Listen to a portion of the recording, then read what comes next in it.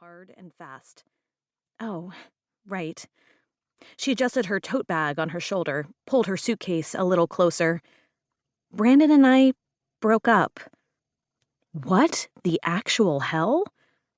As we all stared, I realized Marianne was crying behind her sunglasses.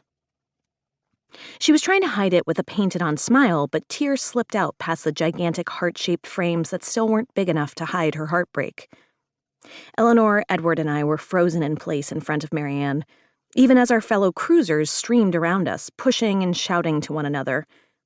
Brandon and Marianne were, in my mind, an immovable force. Theirs was the sort of love that moved mountains, at least according to my sister. And now what? It was just over? And then I remembered what happened the last time Marianne was heartbroken, without a great romance to keep her together. Dread filled my chest, thick and crushing. I'd built my life on order and dependence ever since that year. You couldn't get hurt if you knew when things were coming, if they were planned for. But I'd never planned for this, for the end of Marianne and Brandon, for the idea that Brandon might leave our family, even though he had been part of it forever. As Elinor pulled Marianne into her arms, murmuring into her ear while throwing a panicked look towards Edward over her shoulder, I worried. As Edward struggled to pull Marianne's suitcase behind him as well as his own, while on the phone with someone at the ship to figure out our new arrival, I worried. And as we stood in what I hoped would be the last line of the day, waiting to board the ship, I worried. Because Marianne had one major skill these days, and it was making my life harder.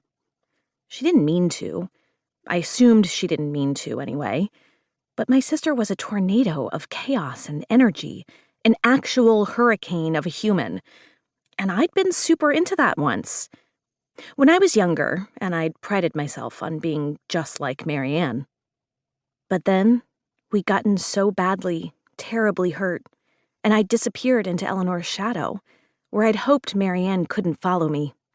And for the most part, these last 5 years, she hadn't. I'd watched a lot of horror movies in my day, and I knew one thing to be true. When you were somewhere as enclosed as a ship with the thing you were trying to avoid, you'd run into it at every opportunity. While my two older sisters were still talking, and Edward was trying to massage some life back into his shoulder after pulling 200 pounds of suitcase down a super long hallway, I pulled out my phone, started drafting a text to the guy I'd assumed would be my brother-in-law one day, who I'd already thought of as a brother. What happened? I backspaced, deleting my words. Tried again. Did Marianne? No, I didn't even know what I was asking. Couldn't begin to comprehend what could have caused this. Marianne knew she needed him. I'd text him later, I decided, once I talked to Elinor. Once she caught me up on whatever the hell was happening here. Still, I scrolled up through our messages for a second. Brandon and I had last texted only a couple of days ago.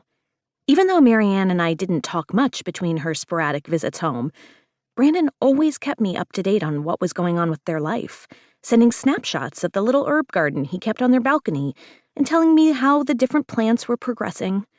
Which, yes, I admit, sounds wildly boring, but when you compared it to what Marianne was like without Brandon, I liked boring. He couldn't be gone. And look, normally I would be great in a crisis like this. I'd been promoted to the head of the lifeguarding team last summer after pulling a little kid out of the deep end, even when her mom was freaking out. I was the one who called 911 and kept the rest of the kids calm. And around the Dashwood residence, I'd learned from Elinor how to keep my head cool in any situation. That time Edward had gotten poison ivy so bad that he looked like the rash-covered version of Violet from Willy Wonka, I'd been the one to talk him down from his panic, while Elinor covered him in calamine lotion. When my mom had been wailing about never being able to afford to send me to college, I'd found a school where I could get a swimming scholarship. I loved fixing things. But I never knew how to handle a Marianne crisis. Maybe because deep down, in the places where I shoved the parts of me I didn't want to deal with, we were too alike. Both prone to dramatics and heartbreak. And even though I'd spent the last 5 years